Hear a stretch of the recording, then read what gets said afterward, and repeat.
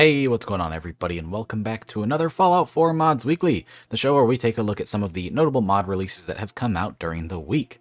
We have a bunch of really cool mods in store, including some lore-friendly armor, some brand new NPCs, and a whole bunch of other goodies.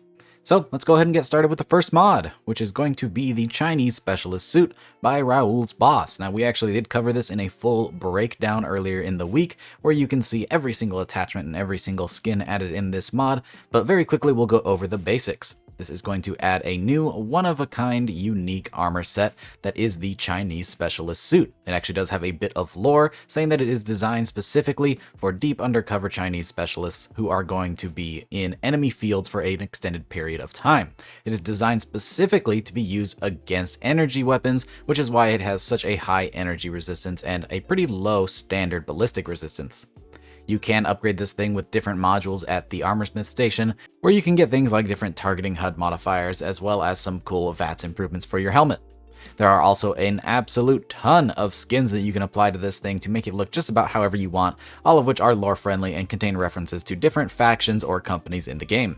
This is definitely a cool, unique armor to add into your game if you're looking for something that you can go treasure hunting for in the Glowing Sea. If you want to find this, it's actually going to be in the Glowing Sea at an unmarked parking garage where you will find it being guarded by a Deathclaw. But simply take out the Deathclaw and the armor's yours, and yours forever. But keep in mind, this thing is one of a kind, so you can sell it for a bunch of caps or keep it for yourself, or even just throw it on a little display rack. Either way, it's up to you. This is definitely a really cool mod though, and I highly encourage you to check it out. Up next, we have FallEvil Paleheads by Arrogans82.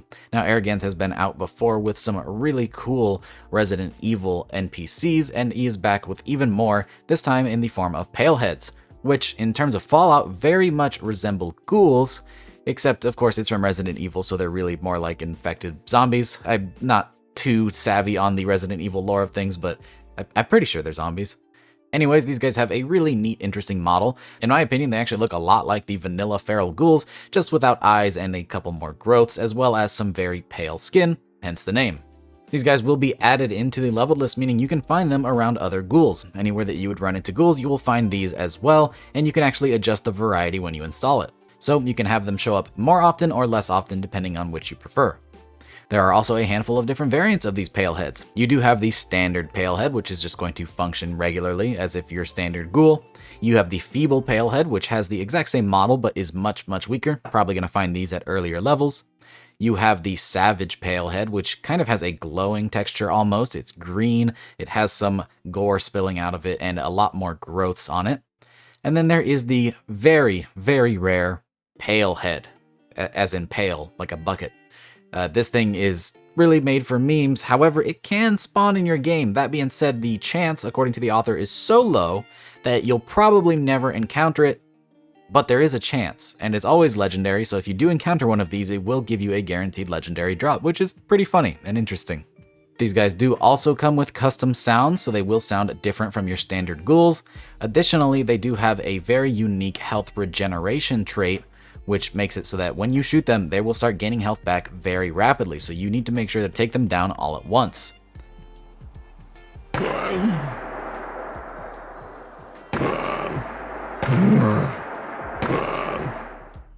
Additionally, they do have a pretty rare drop for a food item which you can craft into a stew, which will allow you to get that same health regeneration for yourself, which is pretty powerful and may need some balancing in the future. Either way, if you're a fan of Resident Evil or you just want to get a brand new NPC to spice up your leveled list, this is definitely a great one worth checking out. And in my opinion, they honestly kind of fit alongside the style of the vanilla ghouls. This one isn't too immersion breaking, so definitely worth checking this one out. If you want to try this mod or any of the ones in this video, don't forget all of the links will be down in the description below, along with Xbox links if they are available.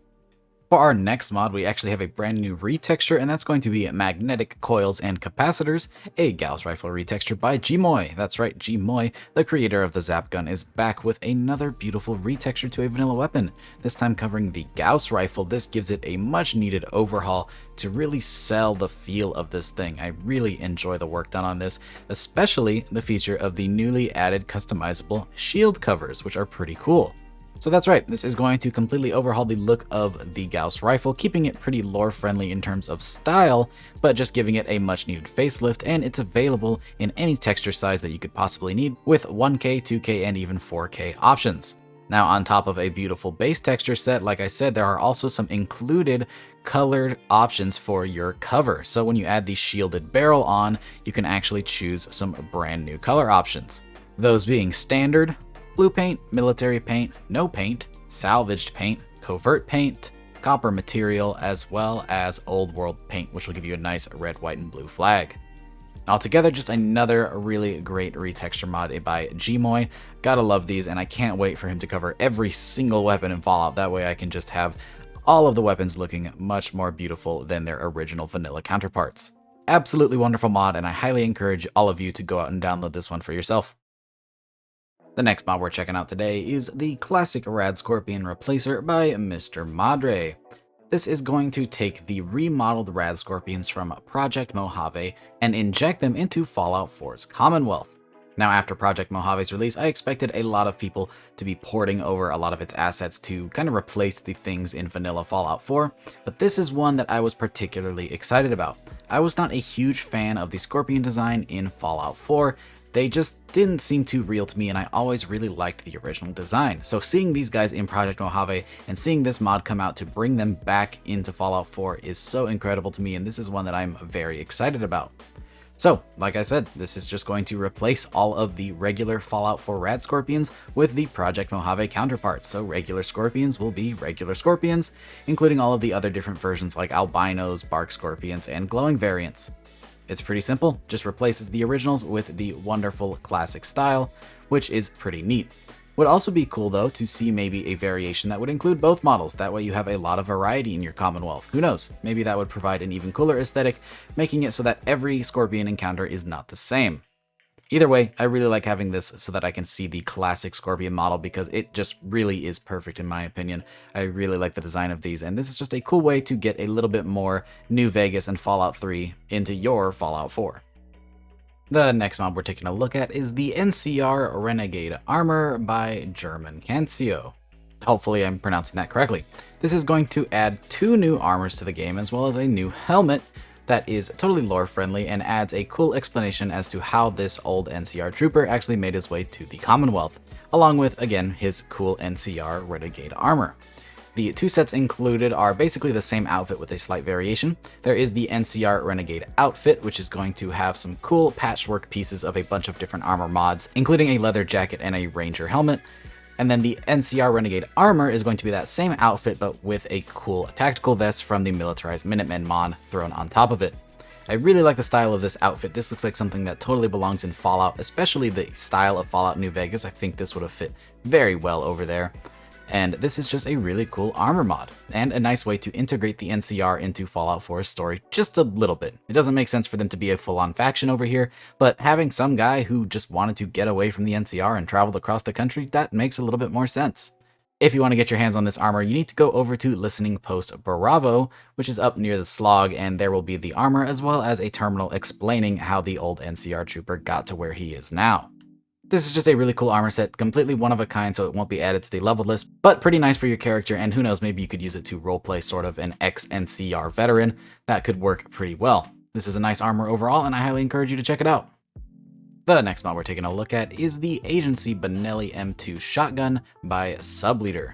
This is going to add a pretty cool modern tactical shotgun into the game, and this is another one that we did a full deep dive video on earlier in the week, where I take a look at all of the attachments, level-less integration, custom animations, and just everything that is to offer in a really expansive look, whereas right now we'll just kind of go over the main points. But if you want to know everything, go ahead and check out that video for more information.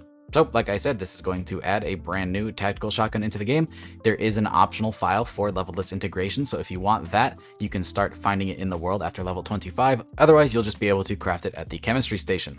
This shotgun is semi-automatic, though you do load shells individually, so it does have a bullet-counted reload as well as tactical reload support, meaning that you can load in the correct amount of shells based on the amount of shells that you fired, rather than reloading the entire tube every time. Along with all of the tactical attachments that you would expect in a mod like this, there is a certain attachment set that will also change up the animations a bit so that you actually hold the weapon angled to the side so that you can aim with your laser sight as opposed to just your standard scope, which I think is a really cool touch.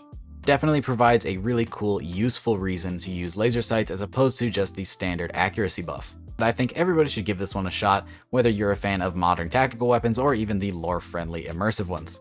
Either side of the spectrum, this is really just a super fun shotgun to use, and definitely a cool addition to anybody's load order. And then finally, I can't believe I almost forgot this one, but the Skewer released this week. I know it is my mod, but it still is one of the mods that released and somehow even made it to the hot mods section, so thank you guys for downloading it so much. Now, given that this is my mod, there is an extensive amount of videos you can watch already, including the full review as well as a bunch of work in progress clips that I've released over time, but this is Mods Weekly and tends to have a little bit more reach, so just in case you haven't seen any of those, the Skewer is a new heavy weapon mod that I created, which is intended to be sort of a replacement to the Harpoon Gun from the Far Harbor DLC. The Harpoon Gun was a pretty neat idea, but you can only find it in Far Harbor on specific enemies, whereas the Skewer can be found all over the Commonwealth on Raider bosses, Gunner bosses, and even Super Mutants. The Skewer does come with a handful of attachments, including different Skewer types that you can fire, like barbed, poisoned, and other different effects. You also have some different muzzle devices like a bayonet or even a shield made out of a stop sign to give you some more damage resistance. There are a couple of scope options, and there are also some unique weapons that can be found out in the world. If you want to know the exact locations of where to find the uniques, you can go check out the full review so as not to spoil it for anybody who wants to keep it a surprise, but the unique variants are going to be as follows. There is the Hot Rod variant, which will provide an incendiary effect. There is the JK05, which is going to give some plasma damage to your giant Skewer. There is the Blue Tape Special, which is going to have an extra punch and will knock enemies to the ground. And then finally, there is Default Metal Thrower, which is actually going to add a semi-automatic capability to the weapon, whereas typically the normal Skewer is single shot. This thing is going to pack a whole lot of damage, but you're going to have to reload after every single shot, and so if you miss, it's going to hurt a lot, especially if you're fighting something like a Deathclaw, so it's definitely high risk and high reward. Now, all that being said, this is my first standalone weapon mod, and so there are some bugs to be expected. Everything so far seems to be pretty minor. There will be an update, though, coming very soon with some minor bug fixes, as well as maybe some rebalancing for the damages and the level that it spawns at. So yeah, that is the Skewer, and these are some of the really cool mods that have come out this week. I hope you guys enjoyed the video. If you did, don't forget to drop a rating, subscribe if you haven't already for more videos just like this, check out all of the mods featured down in the description below, and I hope to see you guys in the next one. Peace! And really quick, I'd like to make a shout out to all of our patrons. Your donations are greatly appreciated and really help to support the channel and videos just like this one. So again, thank you!